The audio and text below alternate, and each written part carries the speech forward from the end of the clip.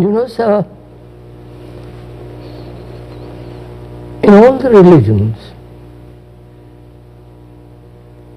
in the organized religions, with their dogmas, beliefs and traditions and all the rest of it,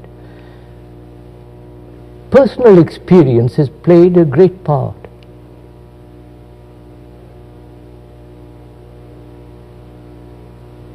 The person has become extraordinarily important.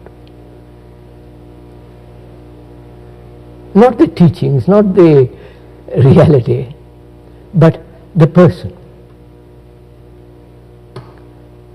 And most people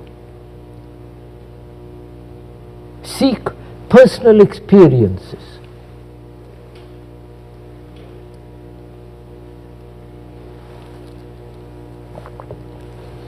And if it is a personal experience of a person, then it has very little validity. Because that experience may be merely a projection of one's own intentions, fears and hopes and all the rest of it. So personal experience has very little validity in religious matters. And yet man, human beings, right throughout the world have emphasized the person. The person represents to them the tradition, the authority, the way of life,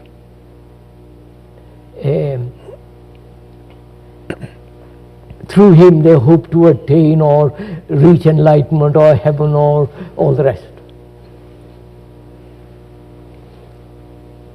Personal experience has really no value at all where truth is concerned.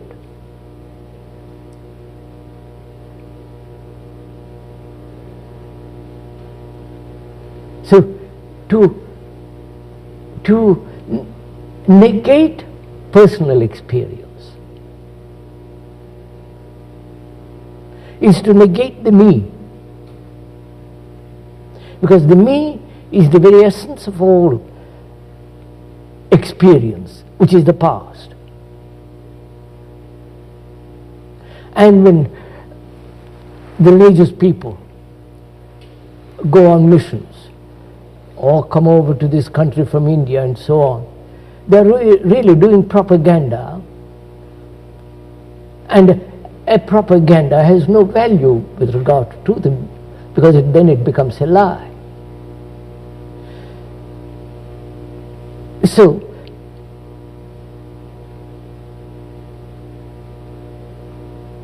if one puts aside totally, completely all experiences of men, of human beings, and their systems, their practices, their rituals, their dogmas, their concepts,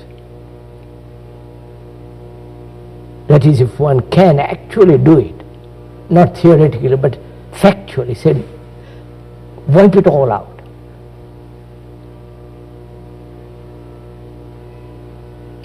Then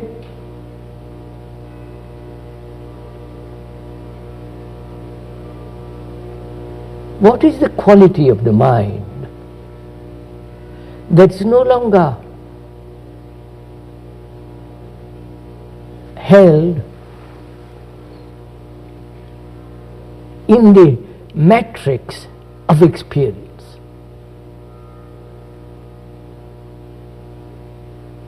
Because truth isn't something you experience. Truth isn't something towards which you gradually progress. It isn't that through infinite days of practice, sacrifice, control, discipline, come to it. If you do, then it's personal experience. And when there is that personal experience, then there is the division between the me, the person, and the thing which you experience. Though you may try to identify yourself with that experience, with that thing, there is still this division. Seeing all this, how organized religions have really destroyed truth, giving human beings some absurd myth to make them behave. Seeing all this, and if one can put aside all this, what place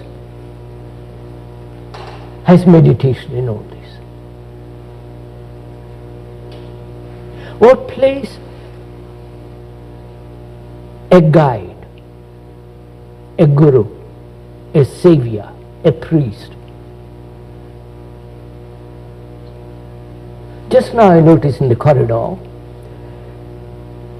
somebody from India preaching transcendental meditation, and attend his class, and you practice every day, and you will have greater energy and ultimately reach some kind of transcendental experience. And that it really is quite, I can't put it too strongly, it is really a great calamity when such things happen to people. When they come over from India or from China or Japan to teach people meditation, they are doing propaganda. And is meditation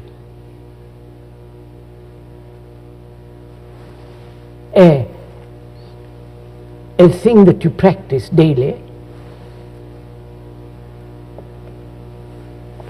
which means practice means conforming to a pattern, imitating,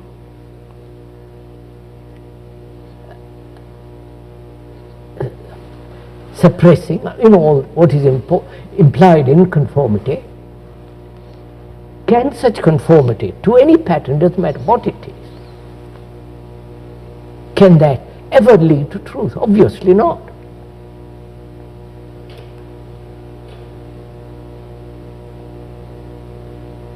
Then what is meditation?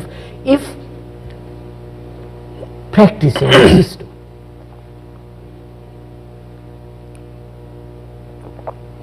however absurd, however noble, practicing a transcendental so-called meditation, if you see the falseness of it, actually see the falseness, not just theoretically, actually see that it has no meaning, then what is meditation? Then what is, first of all, the traditional meditation, whether it's the Christian meditation or the Hindu, Buddhist, Tibetan, or Zen, and the whole varieties of meditations and their schools. For me, all that is not meditation at all.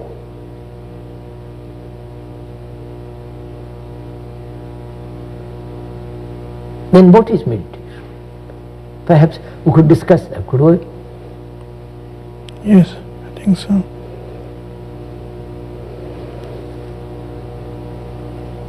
Why should one make meditation to a problem? We have got enough problems, human beings, both physically and psychologically. Why add another problem about meditation? You follow what I mean? Why give a human being one extra problem when he's got 1,000 problems? So,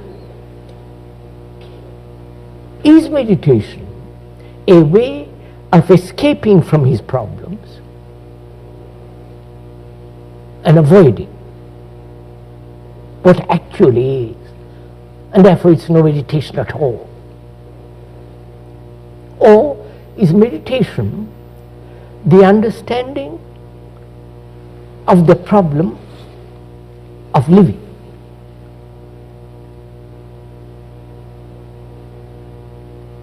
Not avoiding it, of the daily living with all its problems. If that is not understood, if that is not put in order, I mean, I can go and sit in a corner and follow somebody who will teach me transcendental or nonsensical meditation, and it will have no meaning at all. Right, sir? So what is it to you to meditate? What does it mean? I hope I haven't made it too difficult for you to answer this question, because I deny all that. To me, all that kind of meditation, of practice, of constantly repeating a word, as they do in India, as they do in Tibet, as they do all over the world, Ave Maria or some other word, repeat, it doesn't mean nothing. You make the mind more absurd and grotesque than it is. So, if I may together inquire into this question, is it because it's a long established tradition that you must meditate, and therefore we meditate? I mean, a Brahmin boy, when I was a small boy, I vaguely remember being a Brahmin, you went through a certain ceremony. At that time, you are told to sit quiet, close your eyes, meditate, think about it. The whole thing was set going.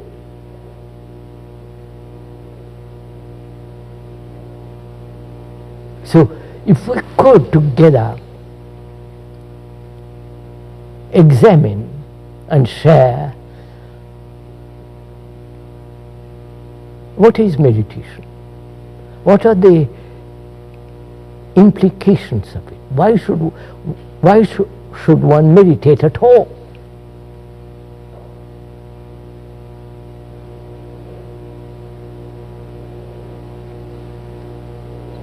If it is a problem, you follow what I mean? If you make meditation to another problem, then for God's sake avoid it. You follow what I mean? Because human beings have 1,000 problems. Why add another one more to it? So, could we together, sharing, go into this? Seeing the traditional approach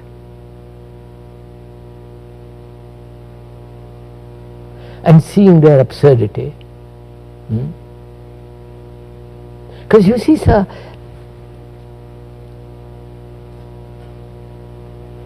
unless man, human being, becomes a light to himself, nothing matters. Because if you are depending on somebody, then you are in a state of perpetual anxiety.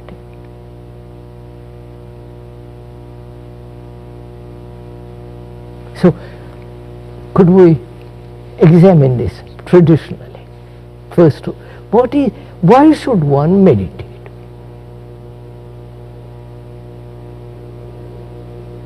Don't you think in the living situation of a man that meditation happens as part of a life situation?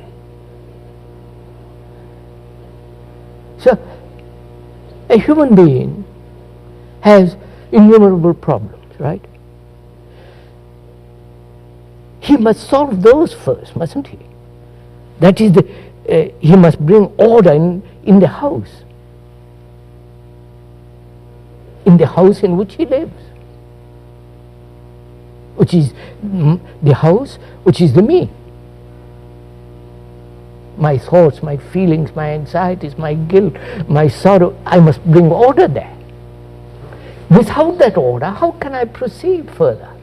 Well, the problem is that if you try to solve the problem, if you look for order, then you're doesn't seem to be looking for further chaos. No, I'm not looking for order. I am inquiring that there is disorder. That's right, yes. And I want to know why there is disorder. I'm not wanting to find order.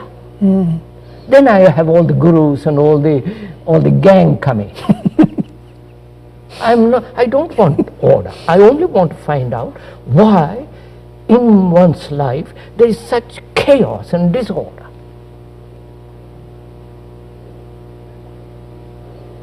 And a human being must find out, not ask somebody to tell him why there is disorder. Well, you can't find out intellectually. Intellect is part of the whole structure. You can't deny the intellect. But you can't use intellect to solve the intellectual problem. No. You can't solve the problem at any level except totally. Quite, yes. Now, to solve the human problem of disorder, does that need meditation? In the ordinary sense of the accepted word meditation. I wouldn't say the conventional sense of meditation, but the meditation in the extraordinary sense. What do you mean by that, if I may ask? Extraordinary sense of meditation is trying to see the disorder as a part of the direction. To see disorder? To see disorder as order, if you like to call it. No. Or to see the disorder as order. No, to see disorder. But if you see the disorder, then it becomes order. First I must see. But to see it clearly. So that depends then how you observe disorder. Not how to solve it. Of course not. Because if you try to solve it, you solve it according to a pattern set. Set pattern. Which is the outcome of your disorder. That's right. Which is the opposite of disorder. So if you try to solve the disorder, it is always according to a preconceived idea of order. Whether it's a Christian order, Hindu order, whatever order. Socialist order, communist order. Whereas if you observed entirely what is disorder,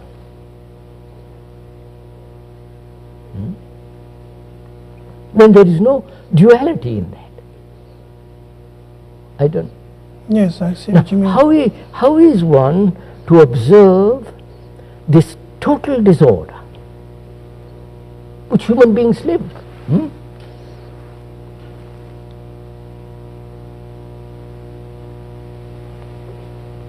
The disorder that when you see a television, the commercials, the hectic violence, the absurdities, the human existence is a total disorder. Killing, violence, and at the same time talking about peace.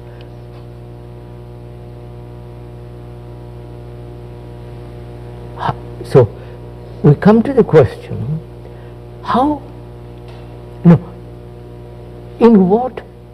what is observation of disorder?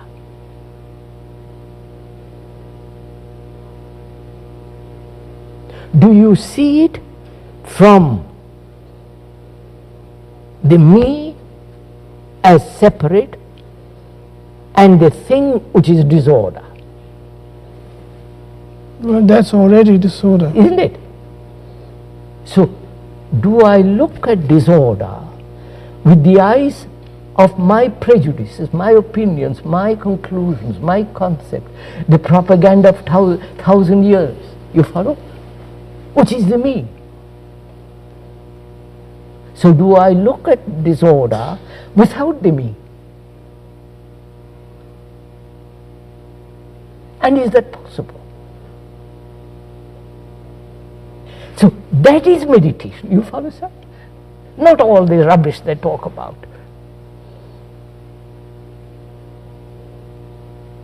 To observe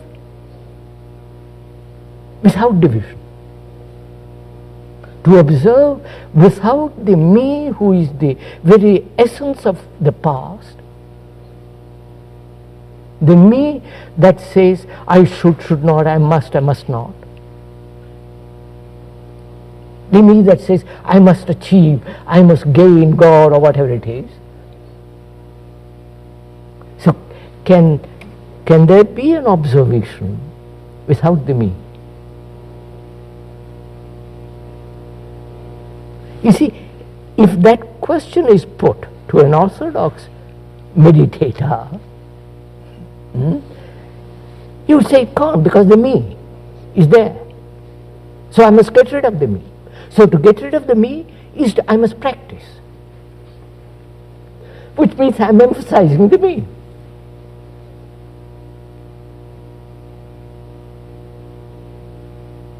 So through practice, I hope to deny practice. Through practice, I hope to eradicate the result of that practice, which is still the me. So you're caught in a vicious circle. So the traditional approach, as I see it, as one has observed it, not as I see it, but as one has observed it in the world, is to emphasize the me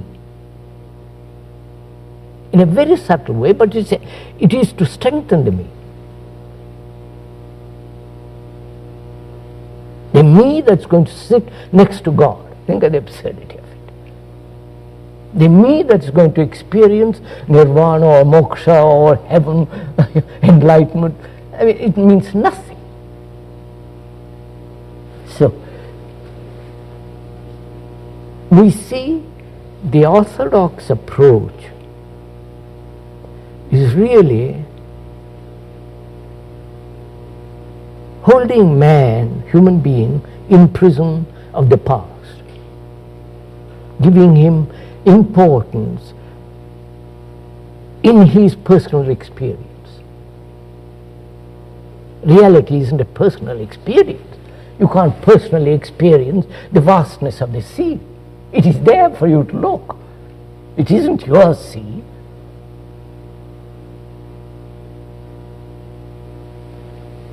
So if you put that aside, then the question arises, is it ever possible to see without the me? To observe this total disorder of the human beings, their lives, the way they live, is it possible to observe it without division?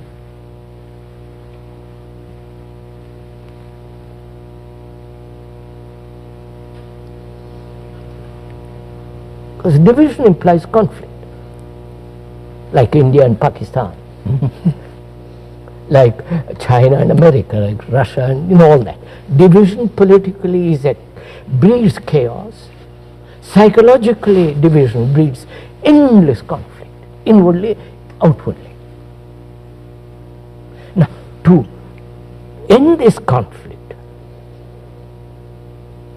is to observe without the me. I wouldn't even say observe. To observe what is. Well, when you observe, then you are judging, questioning. No, that's what when you observe, you can observe through criticism, through evaluation. But a total observation. Yeah. That's partial. That's but right. to observe totally, in that there is no evaluation at all. There's no observer either. Therefore, what is meditation then? That is meditation. That is meditation. So, in observing disorder, which is essentially meditation, out in that observation there is order. Not the order which the intellect creates. So meditation is not a personal search for personal experience, right? Meditation is not the search for a transcendental experience which will give you great energy to become more mischievous. Meditation is not personal achievement sitting next to God. Meditation then is a state of mind in which the me is absent, and therefore that very absence brings order. And that order must exist to go any further. You follow? So without that order, I mean, things become silly. It's like these people who go around dancing, chanting and repeating Krishna, Krishna, all that silly stuff. That's not order. They are creating colossal disorder. As the Christians are creating great disorder, as the Hindus, as the Buddhists. As long as you are held within a pattern, you must create disorder in the world. When you say, well, America must be superpower, you're going to create disorder.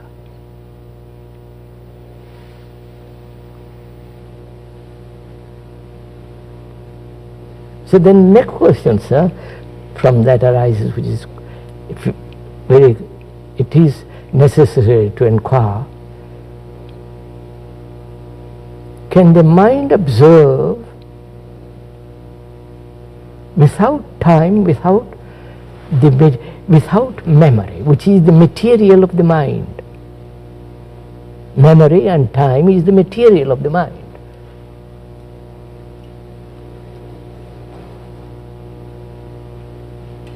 Can it observe without those two elements, time and memory? Because if it observes with memory, the memory is the center, the me, right? And time is the me also. Time is being the evolution of the brain cells as evolving, becoming all the rest. So can the mind observe without memory and time? Which is only possible when the mind is completely still.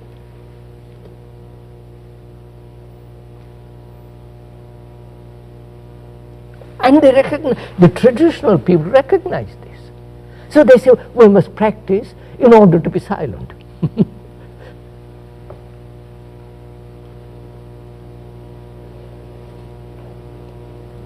To control your mind, you know, the tricks they play. I don't see any particular importance in the making emphasis on the stillness of the mind, particularly at all, because if one is able to see the non-dualistic way of looking at situations, then you have a further energy to flow out, rather than trying to create a stillness. You can only have further energy to flow, greater energy, when the mind is quiet, obviously. But the making emphasis on the stillness is... No. We said to observe disorder, the me with its memories, with its structure of time must not be. then in that quality there is a quietness of the mind which observes. That stillness is not an acquired practice thing. It comes naturally when you have order.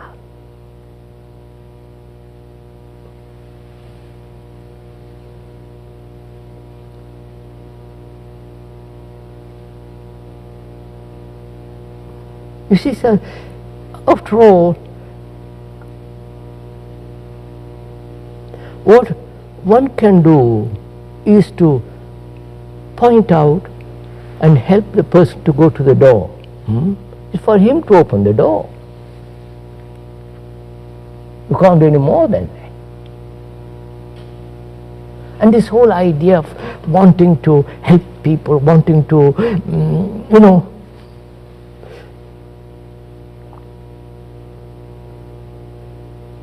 you become a do-gooder. And a do-gooder is not a religious man at all.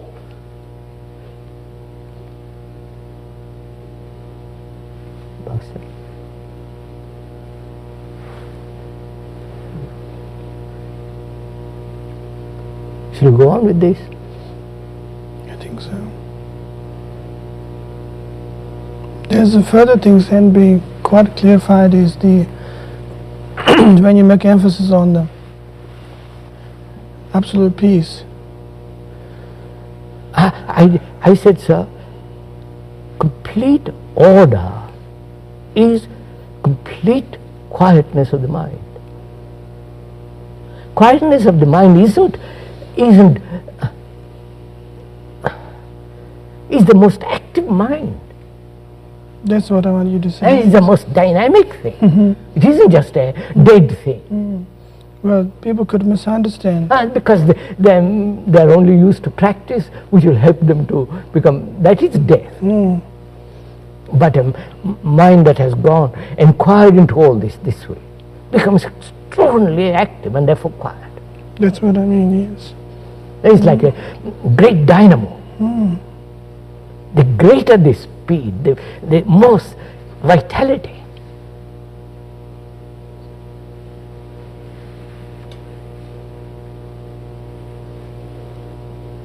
Of course, the man, I don't know, is seeking more energy. He wants more energy to go to the moon, to go and live under the sea. You follow, he's striving to have more and more and more. And I think this search for more does lead to disorder.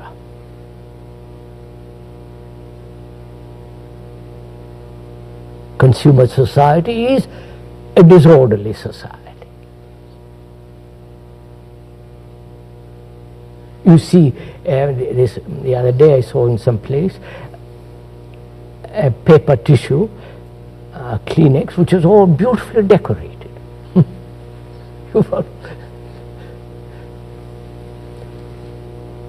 So, our question is, does the observation of disorder bring order? That's really a very important point, because for us, for most people, effort is demanded in bringing about order. Because human beings are used to effort, struggle, fight, suppress, force oneself. Now, all that has led to disorder, socially, outwardly and inwardly. Right? And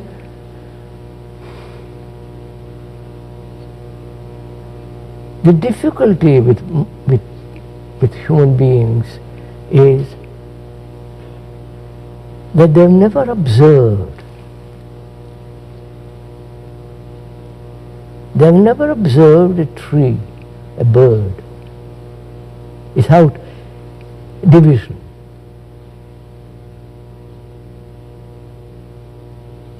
Since they have never observed totally a tree or a bird, they can't observe themselves totally. They can't see the total disorder in which one lives. There is always an idea, partially, there is somewhere in me there is order which is looking at disorder. You follow what I mean? So they invent the higher self, which will put order, which will bring about order in disorder.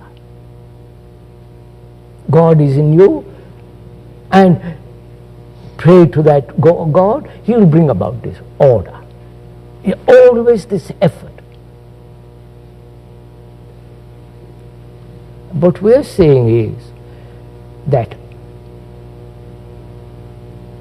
where there is the me, there must be disorder. And if I look at the world through the me,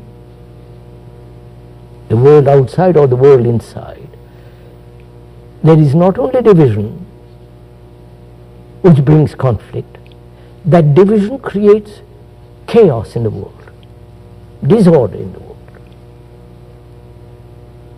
Now, to observe all that totally,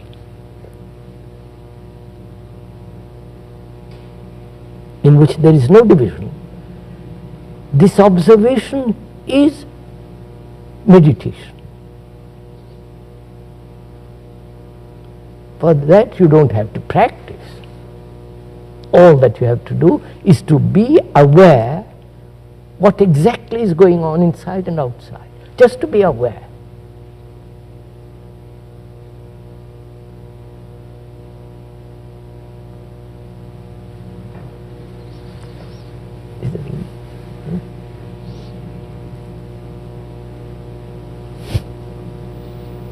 Is that enough? It's enough, isn't it? I think we have That's enough, isn't it?